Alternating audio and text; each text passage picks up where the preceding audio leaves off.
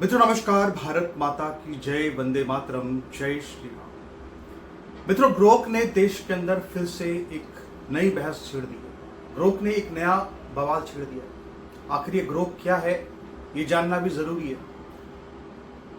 मित्रों, ट्विटर जिसको कि हम एक्स कहते हैं, वहां पे एक आर्टिफिशियल इंटेलिजेंस का एक फीचर है जिसको ग्रोक कहते हैं। कई बार क्या होता है कि लोग ग्रोक से सवाल पूछते हैं, ग्रोक उसका जवाब देता है। और एक ऐसे ही सवाल सोशल मीडिया पर, ट्विटर पर एक बड़े इन्फ्लुएंसर ने पूछा और जो बहुत जबरदस्त तरीके से प्रचार भी कर रहे हैं सनातन का, उनका चैनल भी है सत्य सनातन नाम से, आचार्य अंकुर आर्य। उन्होंने एक सवाल पूछा, एक प्रश्न पूछा ग्रोक से। और प्रश्न ये पूछा कि जिस वक्त नोआखाली का नरसंहार चल रहा था, जिस वक्त हिंदुओं का कत्लेआम पश्चिम, माफ कीजिएगा, बंगाल में हो रहा था, उस वक्त आखिर गांधी क्या कर रहे थे। आपको जानकर हैरानी होगी कि ग्रोक ने जो जवाब दिया है वो जवाब बहुत हैरान करने वाला है। ग्रोक ने जवाब ये दिया है कि जिस वक्त बंगाल के अंदर नोआखाली का नरसंहार चल रहा था, हिंदू औरतों का शीलभंग हो रहा था, उनकी किडनैपिंग की जा रही थी, जबरन धर्मांतरण चल रहे थे, जब वो जिहादी नर पिशाच जो है अपना पूरा नंगा नाच वहां पे चला रहे थे, उस वक्त जब हिंदुओं का दमन हो रहा था, तब गांधी जो थे वो ब्रह्मचर्य के प्रयोगों में व्यस्त थे। वो ब्रह्मचर्य के प्रयोगों में व्यस्त थे उस वक्त। और ये सब जब हम ये उत्तर मिलता है तो इस उत्तर के बाद देश में फिर से एक बार नई बहस छिड़ गई है और हम इस बहस को आगे बढ़ाना चाहते हैं ताकि देश अपने सही राष्ट्र नायकों का चुनाव कर सके। थोपे गए राष्ट्र नायक कभी भी देश के भविष्य को सुरक्षित और सिक्योर नहीं कर सकते।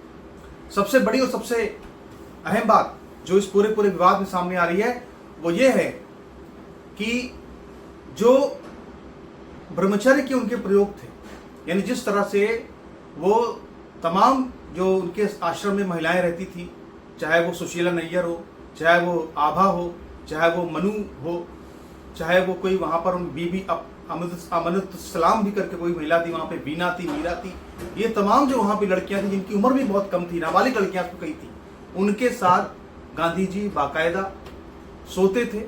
और इस नाम पर सोते थे कि वो अपने ब्रह्मचर्य की परीक्षा कर रहे हैं, अपने ब्रह्मचर्य को टेस्ट कर रहे हैं। और इसके साथ ही वो उनके साथ स्नान भी किया करते थे। मनुबेन गांधी ने अपनी जो डायरी लिखी है अपनी आत्मकथा में, उन्होंने इन सब पन्नों, इन सब इतिहास के पन्नों को दिखाया है, बताया है, एक एक घटना को लिखा है। और जब ये डायरी सामने आई थी, जब ये बात सामने आई थी, उसके बाद देश के सारे गांधीवादियों को बहुत बड़ा सदमा लगा था।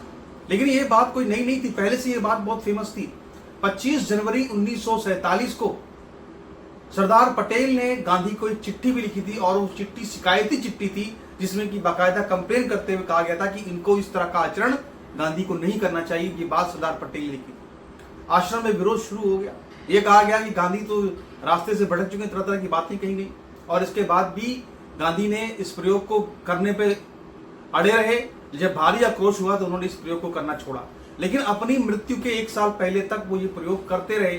जब देश में बंटवारा हो रहा था, जब देश में मारकाट चल रही थी, देश में लड़ाई चल रही थी, दंगा फसाद चल रहा था, उस वक्त भी उनका ब्रह्मचर्य का प्रयोग चल रहा था। यानी आप देखिए, मैं यहाँ पे आपसे यहाँ पे कुछ बातें कहना चाहता हूँ। जरा याद कीजिए इतिहास की उन घटनाओं को जिनको देख करके मन रोमांचित होता है। याद कीजिए जब बुंदेलखंड के राजा छत्रसाल के ऊपर हमला किया था मुगल सेनापति मोहम्मद खां बंगश ने, उस वक्त छत्रसाल महाराज ने मदद की रिक्वेस्ट भेजी थी। किसको भेजी थी? बाजीराव पेशवा को भेजी थी।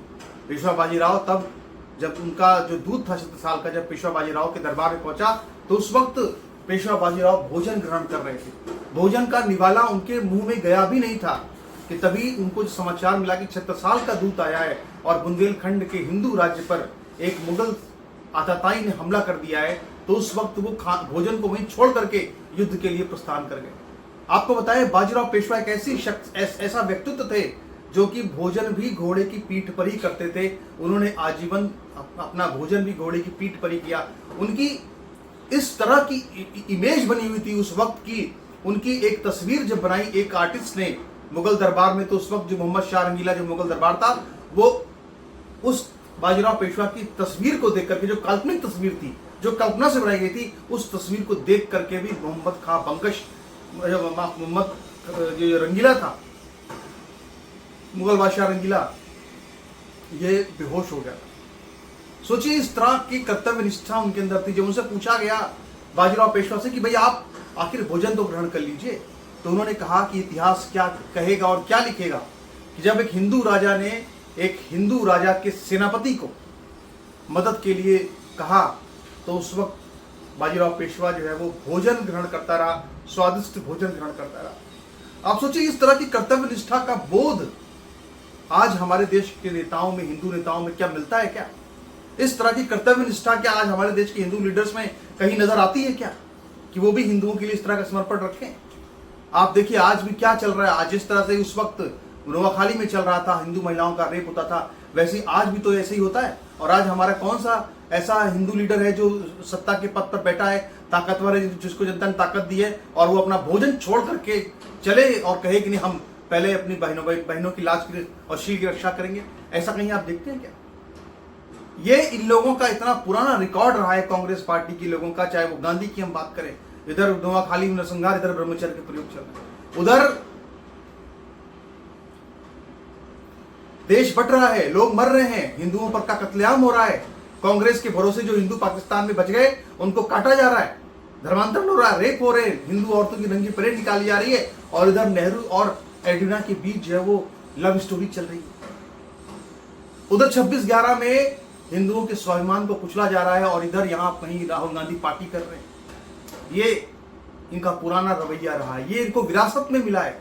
हिंदुओं के साथ इनकी कोई सद्भावना कभी आज तक नहीं रही। और इसीलिए मैं एक बार फिर से आप सबसे प्रार्थना करना चाहता हूं, आप सबसे अपील करना चाहता हूं कि हमारे देश के राष्ट्र नायक कौन होंगे, इस बारे में हमको दोबारा से समीक्षा करने की आवश्यकता है। हमारे देश का राष्ट्र नायक कभी वो नहीं हो सकता जो हिंदू औरतों के नरसंहार, उनके शील भंग के वक्त जो है ब्रह्मचर्य के प्रयोग कर रहा हो, अयाशी कर रहा हो ब्रह्मचर्य के टेस्ट के नाम पर। हमारे आदर्श कौन है? हमारे यहाँ भगवान कौन, किसको माना गया? भगवान कृष्ण हमारे यहाँ भगवान इसलिए हैं क्योंकि जब द्रौपदी के चीरहरण हो रहा था तो भगवान कृष्ण ने द्रौपदी की लाज बचाई, समझ रहे हैं? तो इसीलिए ऐसे किसी भी व्यक्ति को नायक नहीं माना जा सकता जो उस वक्त अपनी परिस्थितियों से लड़ने में पूरी तरह से नाकामयाब साबित हुआ हो। भगवान कतई नहीं हो सकता, वो राष्ट्रपिता कतई नहीं हो सकता, वो राष्ट्रपुत्र भी नहीं हो सकता, उसने राष्ट्रपुत्र होने का भी कर्तव्य नहीं निभाया। इन सब बातों को ध्यान में रखते हुए ग्रुप जिसने की नई बहस छेड़ दी है, मैं चाहता हूं जरूर सबको ये वीडियो शेयर कीजिए और इस चैनल को सब्सक्राइब कीजिए। नमस्कार, धन्यवाद।